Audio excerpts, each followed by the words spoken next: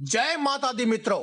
दोस्तों, साल भर में वैसे तो 4 बार नवरात्रे आते हैं, लेकिन चैत्र नवरात्रे और शारदीय नवरात्रे बहुत ही बड़े धूमधाम से हमारे देश में मनाए जाते हैं।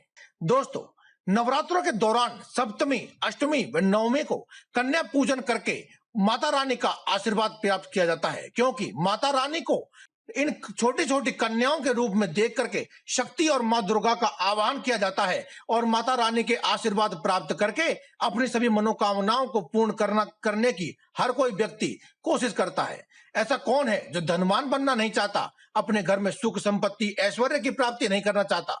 इसीलिए दोस्तों, सभी व्यक्ति जो कि माता रानी में विश्वास रखते हैं, नवरात्रों में माता रानी की पूजन करते हैं, वे व्यक्ति कन्या पूजन अवश्य करते हैं। कन्याओं को अपने घर में भोज के लिए आमंत्रित करते हैं और उनके पख पकार करके ही, यानी कि उनके पैरों को धोने के बाद अपने घर में उन्हें भोजन करवाते हैं। शास्त्रों में वर्णित है कि माता रानी को भोग कराने से और उन्हें भोजन ग्रहण करवाने से माता रानी समस्त जीवन सुखी और आनंद में रहने का आशीर्वाद देती है। इसीलिए दोस्तों, आज की इस वीडियो में हम आपको बताने वाले हैं कि नवरात्रों में जब भी आप कन्याओं का भोजन करवाएं, उनको भोग लगाएं, तो आपको उन्हें ऐसी कौन सी एक छोटी सी चीज है जो दे देनी चाहिए, जिससे कि माता रानी बहुत ही जल्द प्रसन्न होकर के आपको सुख और ऐश्वर्य का आशीर्वाद प्रदान करें और आपकी जितनी भी मन में दबी हुई इच्छाएं हैं, मनोकामनाएं हैं, वे जल्द ही पूर्ण हो जाएं।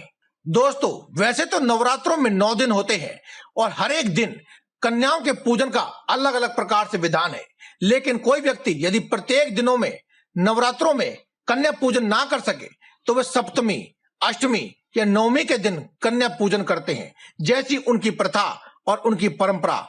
लेकिन कन्या पूजन एक ही प्रकार से किया जाता है, सप्तमी, अष्टमी या नवमी के दिन। आप जिस भी सप्तमी को, अष्टमी को या नवमी को जब भी आप पूजन करते हैं तब आप कीजिए और अब कन्याओं को बस एक ही छोटी सी चीज दे दीजिए, आपकी सभी मनोकामनाएं शीघ्र पूर्ण हो जाएंगी। दोस्तों, कन्या पूजन में कुछ बातों का ध्यान रखना चाहिए, जैसे कि कन्या पूजन में जब भी आप कन्याओं को आमंत्रण देंगे तो आपको हमेशा ही एक दिन पहले ही कन्याओं को आमंत्रण देना है। और साथ ही इस बात का भी आपको विशेष ध्यान रखना चाहिए कि कन्याओं की उम्र 2 वर्ष से लेकर 10 वर्ष तक की होनी चाहिए, ना ही 2 वर्ष से कम उम्र की कन्याएं, ना ही 10 वर्ष से अधिक की उम्र की कन्याएं। खासतौर पर 11 वर्ष की कन्या तो होनी ही नहीं चाहिए।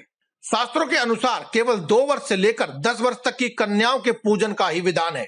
इसके अलावा दोस्तों, कन्या पूजन में एक छोटे से बालक का होना भी बहुत महत्वपूर्ण है। जिस प्रकार से माता रानी की जब दर्शन करने के लिए जाते हैं तो वहां पर वैष्णो देवी की चढ़ाई पूर्ण हो जाने के बाद, उनके दर्शन पूर्ण होने के बाद भैरवनाथ की पूजा और उनके दर्शन भी किए जाते हैं। उसके बगैर उनकी पूजा और उनका आशीर्वाद प्राप्त नहीं होता है। उसी प्रकार से कन्या पूजन में हनुमान जी की पूजा के बगैर उनका आशीर्वाद प्राप्त नहीं होता है, कन्या पूजन पूर्ण नहीं माना जाता है।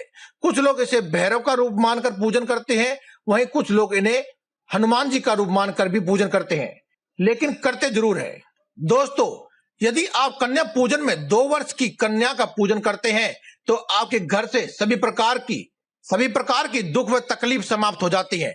वहीं यदि 3 वर्ष की कन्या का पूजन करते हैं तो आपके जीवन से सभी प्रकार की धन धान्य की समस्याओं का अंत स्वतः ही हो जाता है। 4 वर्ष की कन्या को कल्याणी के रूप से जाना जाता है, जिसकी पूजन से घर का कल्याण हो जाता है। 5 वर्ष की कन्या को रोहिणी के रूप से जाना जाता है, जिसके पूजन से रोग मुक्त हो जाते हैं।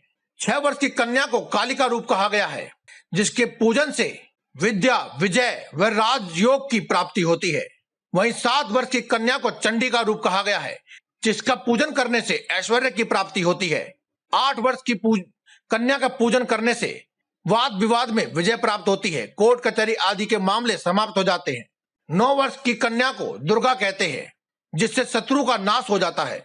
और सबसे अंत में 10 वर्ष की कन्या को सुभद्रा कहते हैं।